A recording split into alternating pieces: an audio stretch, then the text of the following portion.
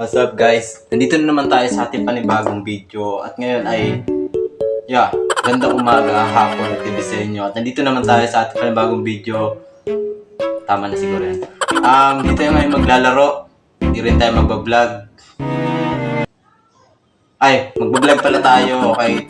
Yung gagawin namin ngayon is interviewing kasi isa din to sa gagawin namin project performance sa subject namin sa school. Kaya nagtataka kayo, start.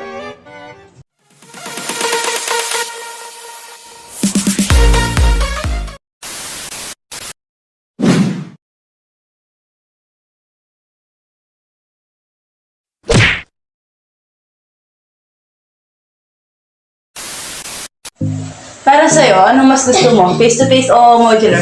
Para sa akin, face-to-face pa rin. Kasi mas marami tayo dito matutunan at experiences na makakuha.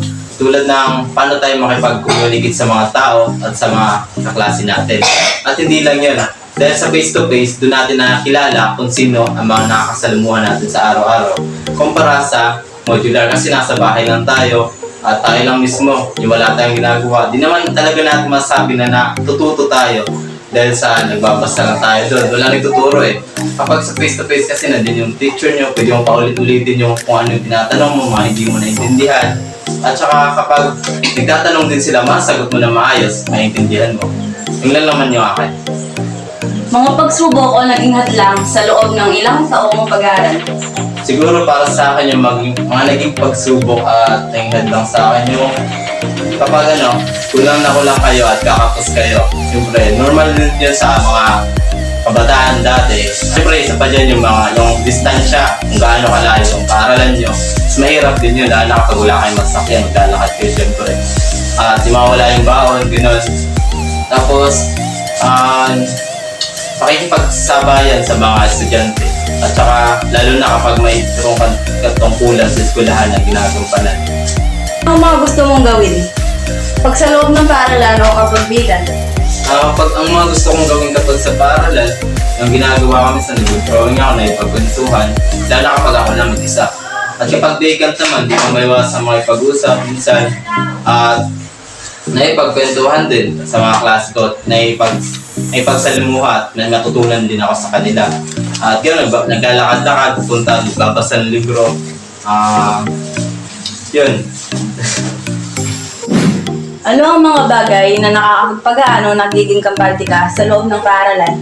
Siguro ito yung mga bagay na yung paborito kong gawin o kadalasan ginagawa ko rin sa bahay. Kagaya ng sabi ko kanina, pag-uguhit, pag-drawing, minsan nakikinig din ako ng music para mas lalong ganahan. At yung isa pa dito ay yung kapag nakakagawa ko ng magandang bagay na para sa akin ay maganda at lalo ako nakaganahan at naging kampante na mas parang pinapalakas din ang loob ko na gawin ko ang isang bagay dahil nagawa ko na ito dati. Pagpapatuloy ko na lang ulit. At yung gusto ko pang gawin is yung makipagkwentuhan sa kaibigan ko, mostly sa mga close friends ko, gano'n. Gano'n, chika-chika.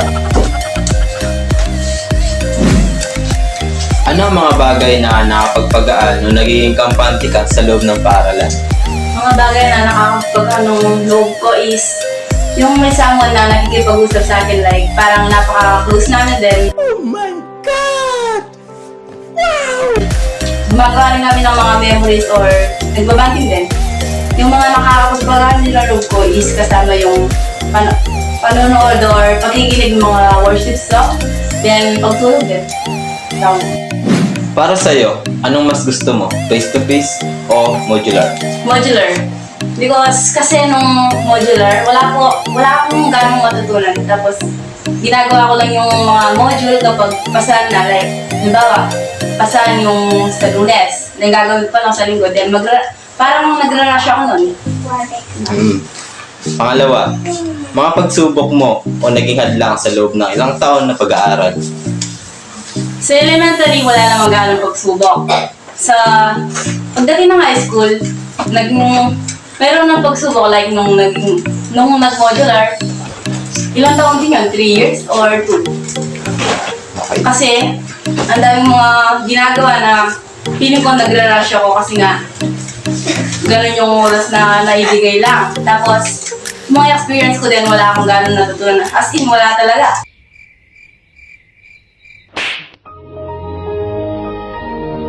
Tapos, nung nag-face-to-face lang ulit, doon lang nag-function ulit ang utak ko. Gusto ko parang, ngayon na. Sige, sige. Pangatlong katanungan. Ano ang mga gusto mong gawin pag sa loob ng paaralan o kapag vacant? Ano lang, matulog minsan nagiging na worship song. Ano? Yes, let's go. Kapag vacant ka, nandun. Okay. Yun lang naman guys yung interview namin. Kung may nagustuhan kayo doon ng mga katanungan ay sagutin nyo na lang. At yung isa sa mga katanungan noon, ano mga gusto mong gawin kapag sa school, kapag vacant, share nyo naman sa amin para malaman namin. Mabasa namin sa comment section. At yun lang guys. Bye!